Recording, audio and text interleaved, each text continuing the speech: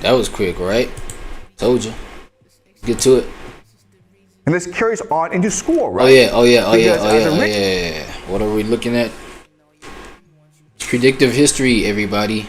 The rich dad, poor dad principle or theory, however you want to call it, right? Tips to, not tips, but like learning about the principles of just like the rich versus the, well, people that end up succeeding, those who end up succeeding versus those who don't. You know what I'm saying? And it's like, yo, pick your fighter or pick your side. Pick your side. Oh, where do you? No, man, come on, bruh. Come on. Trying to get the show on the road, man. Saying delaying the class and everything. My bad, professor.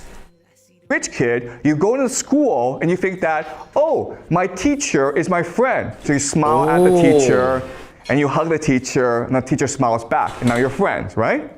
But if you're a poor kid and you see the teacher, you're afraid to look at the teacher. Whoa. You don't smile. You are stressed, okay? And the teacher thinks that you might be a problem child. Bro, and you know what's so interesting about this whole thing, right? Is that, yo, when you're rich, nah, it's like when you're rich, you have, oh, yeah, when you come from success? No, when you come from money, yeah, financial security and shit like that, right? Bro, you got this secure worldview about things. You don't worry about much because you don't worry about finances, because you don't worry about material, because you good, right? You're nice, you soft. You know what I'm saying? So you don't worry about much. You're taking it easy for the most part. I'm not saying these people don't got problems of their own, but for the most part, you know what I mean. But think about the fact that, you know, they say it's only 1%. You know what I'm saying? That has the most. So it's 1% that are the most secure, like, you know, the most easygoing about things, the most you know, resilient. You said what else you say, Professor? Self-controlled, things like this, right? It's only the 1% versus, okay, yes, there's a whole bunch of people that may be considered rich as well. They're not part of the 1%, but all rich, those as well. Yes, I lump them in there too. But I just want to contrast that with like the, you know, many that are part of the bottom of the barrel, bro. Like, not bottom of the barrel, but also just above the bottom of the barrel as well. Because, you know, things like lower class up to lower middle class, low class to lower middle class. I think even to the middle class, you grow up middle class and things like that, it might contribute to the poor conversation, right? Because y'all are still insecure, bro. Like, y'all are still a couple paychecks away from just losing some stuff, or just being displaced as a family, or you as an individual. You know what I'm saying? With insecure retirement plans, if there is any. You feel what I'm saying? Things like that, bro. It's like you're still also just like how can I put it, bro? I don't even know how to put it. Like you have this, oh, woe is me, bro. Like, one mistake, so I have to be perfect. So I have to be perfect, appear perfect and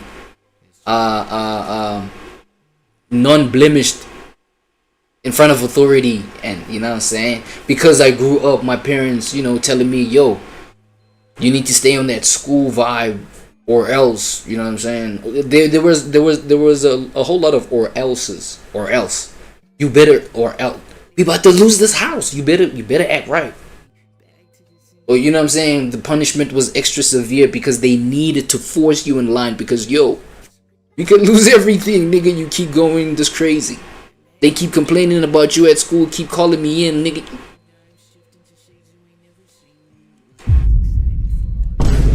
Right? Yo, like, that's the whole kind of minds or energy, you know, growing up like bottom of the barrel. But look at the number of people who are part of the poor percentage. It's a whole lot more than the people who are rich. You know what I mean? So the problem gap is with crazy. this is that, yes, being a third and term parent, it is effective, but it creates stress in the family. Okay? It makes the child feel unsafe. And this leads to the third major difference between rich parents and poor parents. Rich parents offer stability. Okay? Poor parents can only offer volatility. Damn. This is a very simple idea. Rich parents have money so they can afford to keep promises.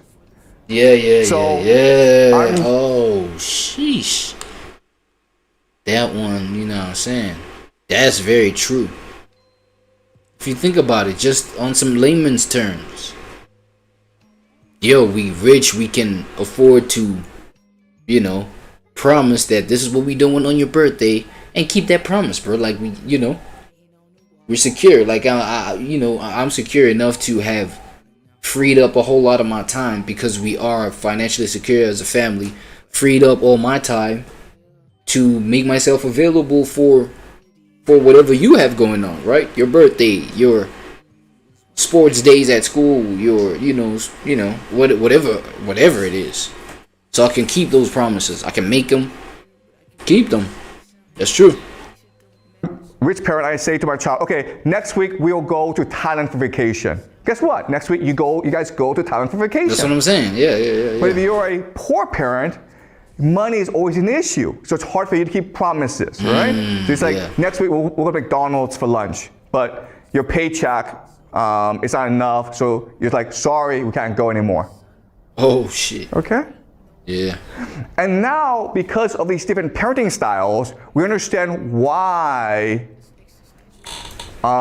rich kids behave different from poor kids, right? So let's look at the idea of self-control. Yeah, let's do it. Right? Self-control. What is the marshmallow test? Marshmallow test is not a test of self-control. It's a test of your trust in others, right? If you believe that the teacher who goes outside, if you believe that he or she comes back and will keep his or her promise, then you will not eat that marshmallow. But you think that this teacher is lying to me. Wait, no matter how long it takes, right? Trust. It's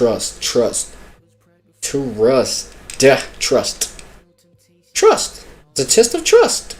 Then you're not going to eat that marshmallow. Then you will eat that marshmallow, right? So it's not really about self-control. I ain't gonna lie, it's a good marshmallow too. It's good marshmallow. Chocolate vanilla. It's about your belief and trust in authority figures. Right? So if you're rich, you have stability. But if you're poor, you don't have stability. So you're actually better off eating that marshmallow rather than waiting for that second marshmallow. That's what I'm saying, because you're starving in the first place. Because, bro, you ain't had enough to eat for lunch. Because guess what, bro? We don't got that regimen of like, this is what I have for lunch and it's secure. And you know what I'm saying? We can make it happen. It's like, I may have, you know what I'm saying? Woke up to like an empty fridge and it's like, yo, damn. We ain't even got nothing like that. Like what am I even gonna have, like, for school and shit like that? Maybe you're part of that public schooling where there's no like lunch provided, right? The schools that I went to, bro, there was no like lunch provided though. You know what I mean? They didn't like provide like lunch, like free lunch type shit. I know there's schools, like mad schools where they provide that. But it's actually interesting. Why not went to, you know what I'm saying, bro? It was sometimes, like, I'm not saying we ain't had nothing. We definitely had something. Like I had something to eat. But okay, let me. Fuck! I can't believe I gotta do this now. Now I gotta expose myself. No, I was a choosy kid. I was a choosy kid. So it would happen that when they didn't have, when like at home we didn't have something that I felt like eating in the day, you know, something that I didn't have a taste for. There was food, yeah, but some shit that I didn't want to eat. I guess I ain't having lunch today, man. I guess I'm finna fast today, like, you know what I'm saying? So I was kind of choosy. Not that I ain't had nothing, right? So you know, so it was just an interesting thought. But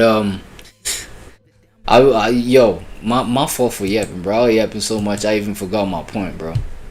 I'm so sorry, bro. Because guess what? What? Most of the time, you will not get that second marshmallow. Oh yeah, shit. The fact that, yo, you know what I mean? My whole point was that, yo, you be starving most of the time, right? That's why you are better off. You're better off taking that marshmallow, getting that sugar rush for the moment, because at least that's gonna get your energy levels at least to a certain percentage where you can at least make it home to at least go check out if there's anything in the fridge for you to survive the rest of the day. If not, damn, I might be back tomorrow to try, you know what I'm saying, hustle another marshmallow out of you. I don't know. See if you're available for that marshmallow, goddamn. You know what I'm saying? Okay, do you understand? Yeah, I get it. So it's not that poor kids are stupid. Poor kids are rational, and they're responding to the circumstances that they live in. Oh, that's true. Okay? Yeah. And resilience, right? Resilience. Well, the idea of resilience is that you believe that the world will help you, right? So if you're rich, if you fail, someone will help you get up. If you're poor, if you fail, that probably tells you. Oh, dog eat dog. If you're poor, it's a dog eat dog. Yo, that crab in a barrel theory. Ah, I see. It connects. I ain't gonna lie. You should be doing this. Okay? You probably won't succeed doing this. So you don't have much confidence in others. Okay? And the idea of self-assessment, right? Looking inward. Well, if you're a poor child who lives under a lot of stress, it's hard for you to be self-reflective. Because if you look back at yourself, all you can think about is your pain and your stress. Damn. Okay? Talk about it. So from these different parenting strategies, we can now explain why different students behave the way they do. Yes. This, of course, may lead you to think, okay, well then, rather than construct our schools around self-control, resilience, and self-reflection, what do we do? We should construct our schools around better parenting skills, okay? Which means that, hey, it starts at home. Yeah, it starts at home, actually. It's actually crazy because these days, a whole lot of, you know, aspects of government, like the schooling system, you know, things like even the prison system, it's all just like some sort of babysitting system of sorts. At least the school and the prisons. It's like a way to just like keep people there who, you know what I'm saying? Because like, what do they learn in there?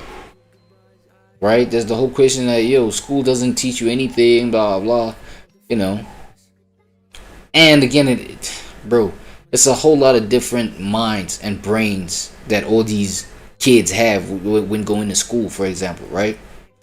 There's kids that may even learn from things outside of the books and the theories and all of that. They may just learn a whole bunch of, you know, networking with other people and social skills. That's what school also does do, right? But then at the same time, it's like people glorify these qualifications, right, on paper that you get out of school when it doesn't even balance or translate to like the kind of reality that it's expected to translate to. You know what I'm saying? So, you know, like a whole lot of people have lost that kind of confidence in school.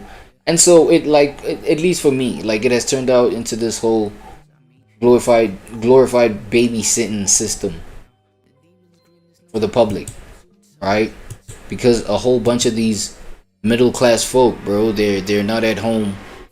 They cannot be at home because they need to keep grinding. They need to keep using their energy up and burning that for the sustenance of their own survival and family survival, right? While the elite, the top spot people, top 1%, you know what I'm saying, they don't need to send their kids to public school, not necessarily.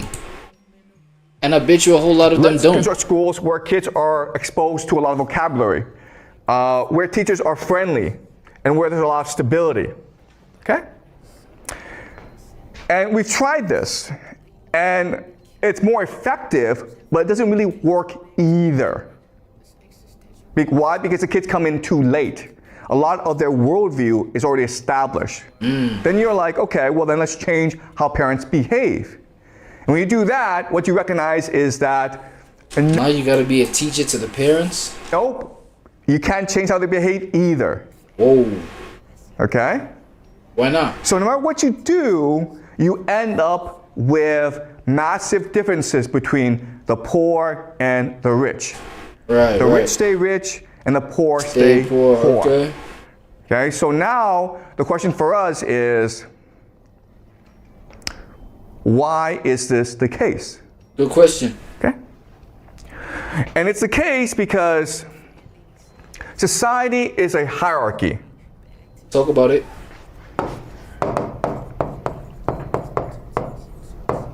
Okay, and the hierarchy is usually divided between the rich and the poor.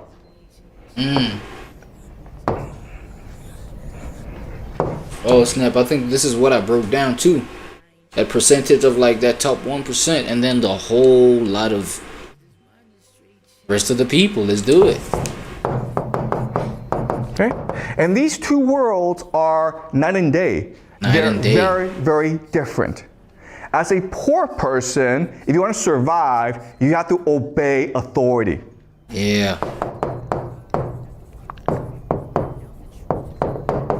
Okay? But if you're a rich person, the way that you get along with others, the way that you maximize your outcome is by negotiating with others. Okay? Yeah, negotiating. Yeah. Negotiate. Everything is a negotiation. Okay? So negotiating can also mean debate, right? Yeah. So who should be the boss? Well, let's have a debate and present different evidence as to figure out who should be the boss. Okay? So negotiation means debate and argument. So this helps us understand why different parents parent their child differently.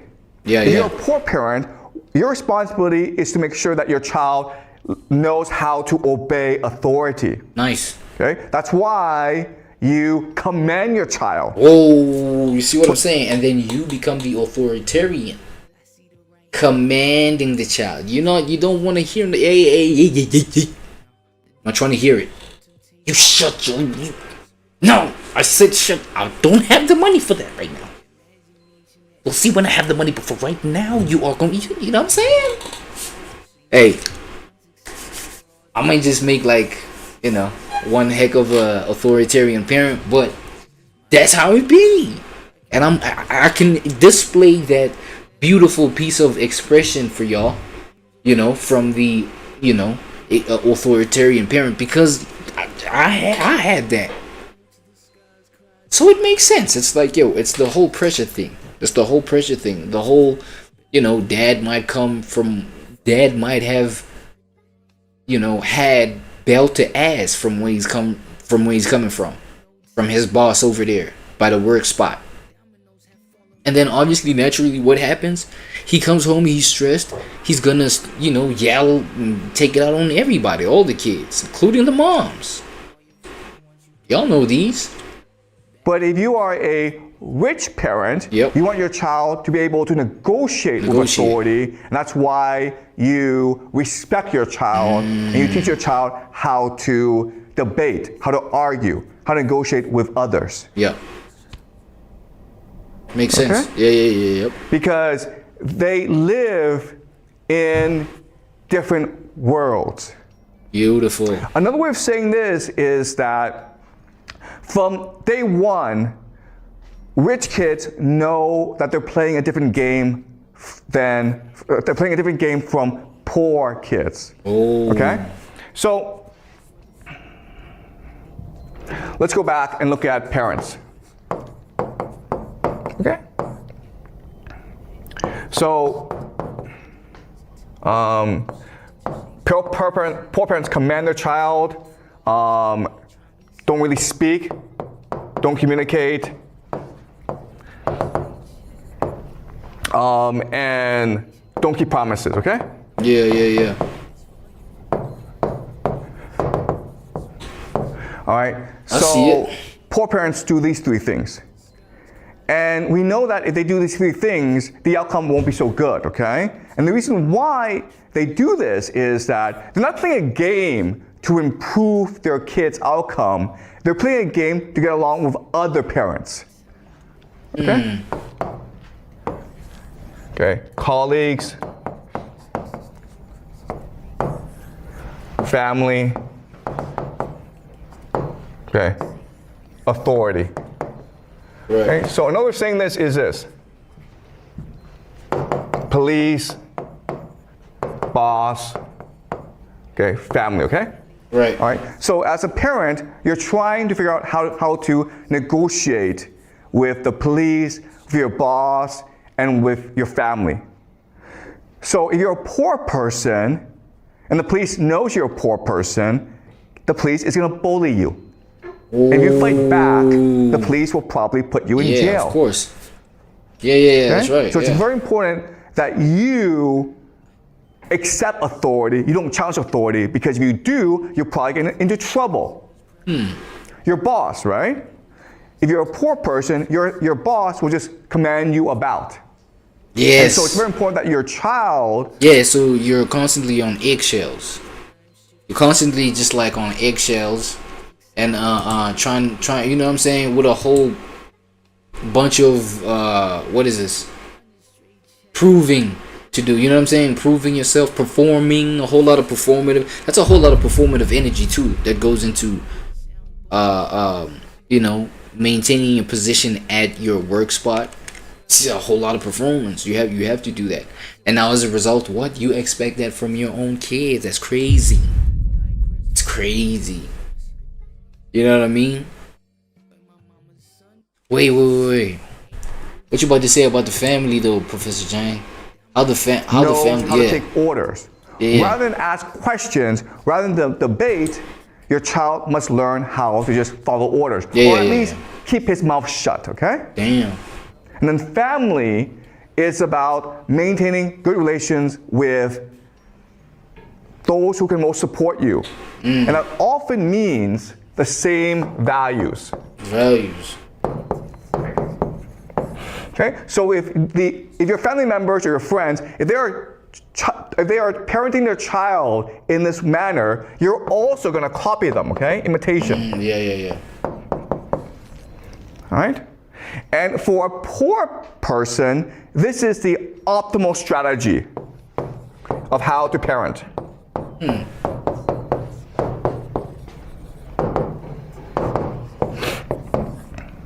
Okay? Does it make sense, guys? Yeah, I get it.